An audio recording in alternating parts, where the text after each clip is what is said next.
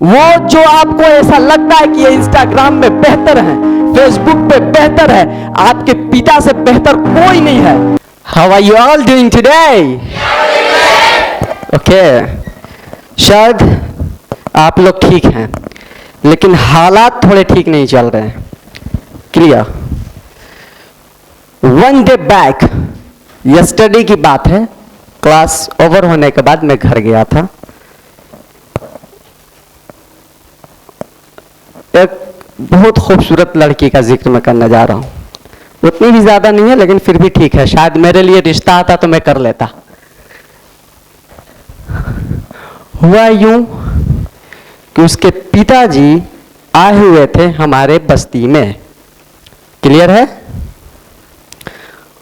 पांव में चप्पल नहीं थे।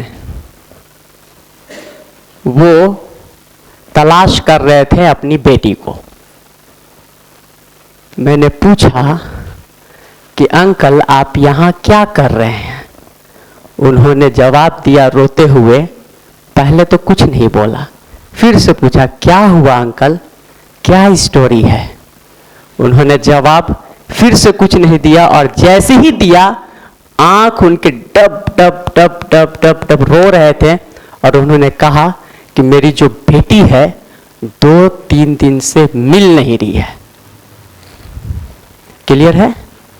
बात समझ में आ रही है आप लोगों को? 2 से 3 दिन हो गया, मिल नहीं रही है। हमने बोला कि रिश्तेदार में चली गई होगी। उन्होंने कहा कि सारे रिश्तेदार में हमने पता कर लिया, अभी तक नहीं मिली है। हमने फिर से कहा किसी दोस्त के घर चली गई होगी, सहेलियों में पता करें। उन्होंने कहा कि सहेलियों के पास भी नहीं गई है।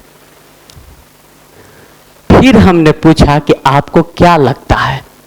उन्होंने फिर से रोते हुए बस एक लाइन स्टेटमेंट दिया, लगता है वो मुझे छोड़कर चली गई। हम गार्जियन हैं, वो रो रहे थे और इस तरह से बोल रहे थे कि लगता है कि छोड़कर चले गए। हमने पूछा कि अगर वो छोड़कर चली गई तो वो एक नन्ही सी जान है। उन्होंने फोटो भी दिखाया, बहुत खूबसूरत थी। मैंने बताया कि अगर शायद रिश्ता के लिए आता तो मैं कर लेता। मसला एकदम सिंपल था। मैंने फिर से पूछा कि रीजन ये बताइए कि वो अगर गई है तो वो कुछ तो खाएगी, कुछ पिएगी, अचानक तो नहीं जा सकते। क्या घर में कोई झगड़ा हुआ है? उन्होंने कहा कि हम गरीब परिवार से हैं बाबू, और जितना अब तक हमसे बना है हमने अपने बच्चों के लिए ही किया है। इनका फिर से ये स्टेटमेंट था। मैं बिल्कुल आपको वही बता रहा हूं जो उन्होंने अपने जबान से इस्तेमाल किया, और आंख में आंसू थे। फिर हमने पूछा कि जब घर से वो गई तो कुछ ले करके भी गई है? उसने सिंपल बताया कि जो उसके पास पर्सनल मोबाइल थे उन्होंने वो लिए, कुछ आभूषण थे जो उनकी मां के थे उसने वो भी लेकर के चले गए। सीधा एक सिंपल सा स्टेटमेंट निकलता है। फिर से हमने पूछा कि वो कब गई? उन्होंने कहा कि स्कूल्स, ट्यूशंस, उन्होंने बोला कि पढ़ने का, सिर्फ बताया कि पढ़ने के लिए बोली कि हम पढ़ने जा रहे हैं, पढ़ने हम जा रहे हैं। हमने अंदाजा लगाया हो सकता है स्कूल्स गई होंगी, कॉलेजेस गई होंगी, ट्यूशंस गई, कुछ भी कहीं सेंटर्स में गई होंगी, या फिर एग्जाम्स देने गई होंगी। यही 3-4 का भी सीजन चल रहे हैं, 30 में से कुछ उन्होंने दिया होगा। मैंने सिंपल सा कहा कि आप सब्र कर लीजिए, आपकी बेटी चली गई। आप लोग भी अब समझ पा रहे होंगे कि वो कहां गई होगी, कैसे गई होगी, किसके साथ गई होगी, क्योंकि आप लोग इतने भी बच्चे नहीं हैं। वो लड़की वो भाग गई अपने पिता को छोड़ करके। एक बार भी उसने एहसास नहीं किया कि मेरे जाने के बाद, मेरे यहां से निकल जाने के बाद वो जिसका हाथ थामी होगी ना, वो दुनिया का सबसे बड़ा गधा होगा। मैं रियलिटी बता रहा हूं। उसके गली में 4 बार वो बाइक घुमा रहा होगा। वो अपने आप को प्रूफ कर रहा होगा कि मुझसे बेहतर कोई नहीं है, लेकिन उससे घटिया कोई नहीं है कि किसी की बेटी को लेकर के वो भाग गया। मैं फिर से बता रहा हूं, और वो दुनिया की अब सबसे घटिया लड़की है जिसने अपने मां और बाप को छोड़ करके एक झटके में पल्लू को छोड़ा, और कुछ सम डिजायर्स, थोड़ी सी डिजायर्स के लिए उसने क्या किया कि अपने पेरेंट्स को छोड़ दिया। मां को छोड़ दिए। मां का वो दर्द एहसास नहीं हुआ जो एजुकेशन के नाम पर पेरेंट्स को धोखा दे रहे हैं। बहुत सारे ऐसे हैं। आप जब घर से निकलते हो ना किताब लेकर के, तो आप अकेला ये नहीं सोचते, आपके माइंड में नहीं है कि मुझे डॉक्टर बनना है। एक छोटा बच्चा है ना, जब निकलता है तो उसको पता नहीं होता कि मुझे डॉक्टर बनना है। इसे नहीं पता अभी कि मुझे डॉक्टर बनना है, कि इंजीनियर बनना है, मुझे वकील बनना है, मुझे क्या बनना है, एम्बेसडर बनना है, इसको नहीं पता है। लेकिन इसके पेरेंट्स इसको भेज रहे हैं तो ये सोच के भेज रहे हैं कि मुझे इसका कुछ बनाना है, मुझे कुछ इसे बनाना है। इसे अभी पता नहीं है, और इसको बनाने के चक्कर में, चाहे वो फिर लड़का हो या फिर लड़की हो, कोई भी हो, उसे बनाने के लिए उसके जो पेरेंट्स हैं फील्ड में निकलते हैं। 47 डिग्री टेम्परेचर उनके लिए मायने नहीं रखता, वो निकल जाते हैं सिर्फ अपने बच्चे का चेहरा देखकर कि नहीं मैं जाऊंगा, मेरे बच्चे की मुस्तकबिल सुधर जाएगी। मैं निकलूंगा, मैं जब कुछ ढोऊंगा, लोहा उठाऊंगा, लकड़ी उठाऊंगा, मोची का चप्पल जो भी सी रहे हैं, जूता, कुछ भी व्हाटएवर, वो वर्क इसलिए नहीं कर रहे हो कि उनको अपनी जिंदगी काटनी है। कोई भी मर्द अगर चाह जाए अपनी जिंदगी कहीं भी गुजार सकता है। वो एक झटके में फैमिली को छोड़ दे या कुछ भी किसी को भी छोड़ करके चला जाए, वो अपनी जिंदगी गुजार लेगा। लेकिन वो तपती धूप में काम इसलिए नहीं कर रहा, वो अपने लिए नहीं कर रहा, अपने बच्चों के लिए। आप एक बार उनसे बोलो कि मुझे ये चीज चाहिए, सिर्फ बोलो कि मुझे ये चीज चाहिए। उनके पास है नहीं उस वक्त, लेकिन उनके माइंड में हर पल घूमता रहेगा कि मेरे बच्चे ने ये चीज हमसे मांगा है। उनके पास इतनी हैसियत नहीं है अभी कि मुझे ये देना है। बच्चा जब बड़ा होता है ना, मुझे साइकिल चाहिए, साइकिल चाहिए, साइकिल चाहिए, ठीक है, लेकिन साइकिल देने पर उनकी हैसियत नहीं है।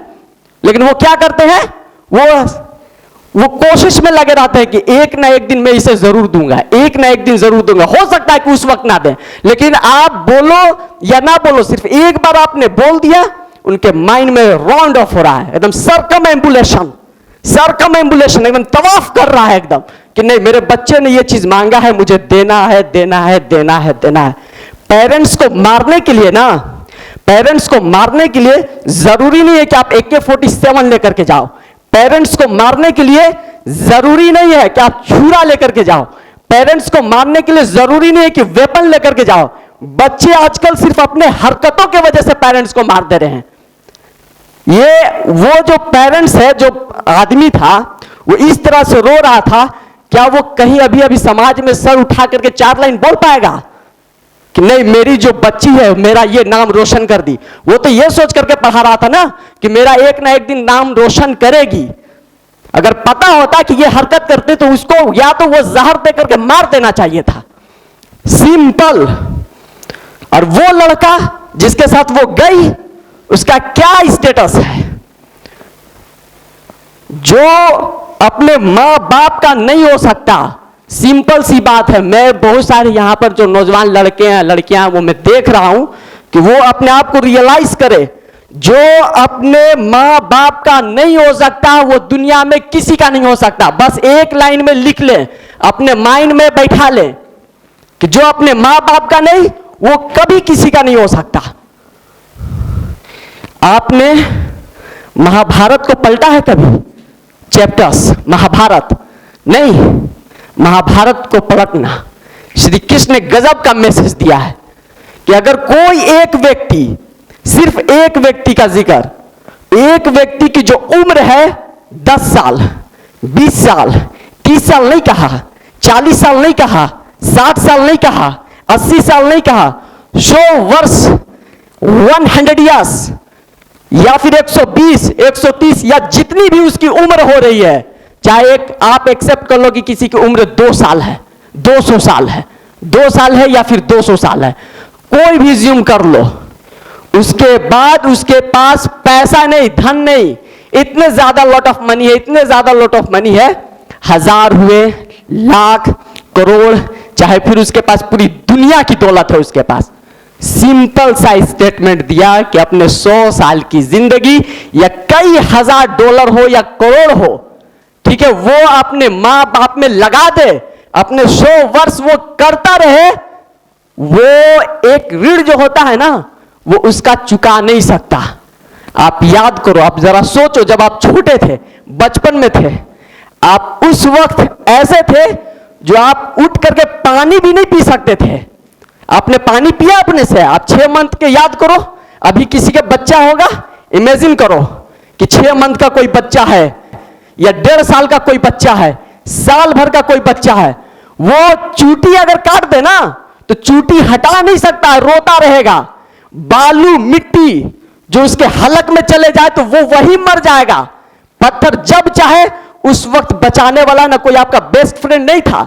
जो आप इंस्टाग्राम पे जिसको आज मैसेज कर करके बात कर रहे हो, उस वक्त वो नहीं था आपको बचाने के लिए। उस वक्त आपके पेरेंट्स थे, या तो आपके माँ थे या तो आपके पिता थे। इन दोनों में से आपको किसी ने ये जिंदगी नहीं दी। तो ये जब जिंदगी उनकी है तो फिर निछावर किस पे करना? वो गली के लड़के पर जिसका कोई स्टेटस नहीं है, बस एक बाइक घुमाया और आपको लगा कि यह गजब का स्टाइल है। इसकी वजह से वो, याद करो, मैं एक चीज बता देना चाह रहा हूं, मां और बाप कभी पलट के देखना, जो मैसेंजर ऑफ गॉड है जितने, वो उन्होंने क्या क्या मैसेजेस दिए हैं दुनिया को, एक से एक मैसेज दिए हैं। प्रॉफिट मोहम्मद सल्लल्लाहु अलैहि वसल्लम, लास्ट मैसेंजर ऑफ गॉड, गजब का स्टेटमेंट दिया।